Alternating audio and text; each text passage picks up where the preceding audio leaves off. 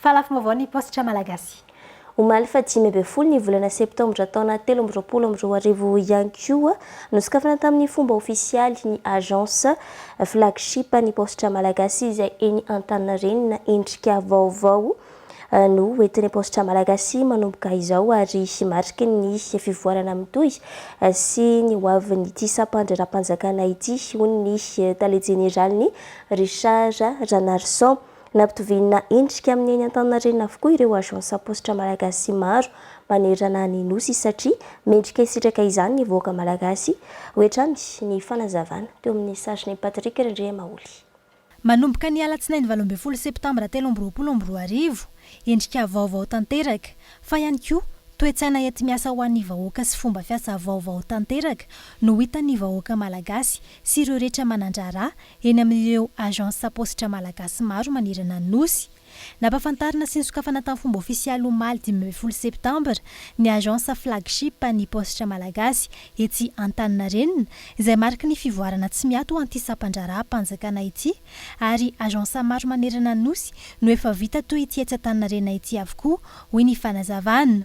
Vina sy tanjona efa nofaritan'ny fanjakana malagasy ny ampivoarana ny postra malagasy sy hanomezany hatrany ireo tolotra mamaly ny filan'ny vahoaka ary indrindra mifanaraka amin'ny fahefa-mividin'ny malagasy hoy ny ministry ny fampiroboroboana ny fanovana ahitao arakajy mirindra ny postra ary ny fifandraisan-davitra Tahina Razafindramalo nandritra ity fanokafana tamin'ny fomba ofisialy ny flagship voalohany tetsy Antaninarenina ity. Maro dia maro ny fanavozana natao teto anivon'ny postra malagasy fa ity eto Antaninarenina ity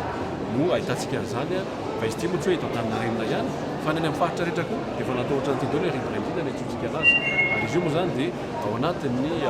velorano izay efa napetraka Andriamatoa hatramin'izay ao anatin'ny modernisation administration modernisation ny Madagasikara hitantsika eto zany azo tsapahitanana hoe mifanokafana n'ity agence postra malagasy flagship eto Antaninarenina ity ahitantsika zany hoe Madagasikara mandroso miaraka amin'ny postra malagasy. Hitanareo zany mahitsika eto andrinantsika eto misy borne tactile zany tablety moa zany ohatra ka tsotsorina ahafahana ny mpanjifa avy hatrany mijery ny tongotra rehetra eto amin'ny postra malagasy fa indrindrindrindra misy efa natao ny fiofanana manokana manerana ny nosy ny mpiasan'ny postra malagasy amin'ny fampiasana sy ny fikirakirana izany teknôlôjia vaovao zany teknôlôjia moderna tsotra dia tsotra ny fampiasa azy fa indrindrindrindra le agence napetrakantsika eto dia mitovy endrika amin'izao daoly napetrakantsika koa any amin'ny faritra. Tarafina amin'ity flagship ity ny hoavin'ny postra malagasy hoy ny tale général ny Richard Ranarson. Izy izay nisaotra manokana ny vahoaka malagasy ny nanandrara tao amin'ny postra nandritra an'izay 30 taona maherina postra izay noho ny faharetana fa ihany koa ny finiavan'ny mpiara-miasa rehetra ary ny fitarihan'ny ministra mpian'ny postra malagasy tato anatin'ny 3 taona farany. Dia refeso amin'izay nanomboka tamin'ny 30 taona lasa sy izy manomboka androany ity dia ho refeso fa anao dikana ngeda be tsika hiazakazaktsika amin'ilay fampivoarana ny postra malagasy izay heverinay fa hitondra fampivoarana ho an'ny ministera ary hitondra fampivoarana ho an'ny Madagasikara. Fampivoarana fivoarana tsy misy fitsarana ny an'ny postra malagasy tompoko. Isokatra raha ampitso avokoa moa ireo agence postra manerana ny nosy amin'ny endriny vaovao ireo.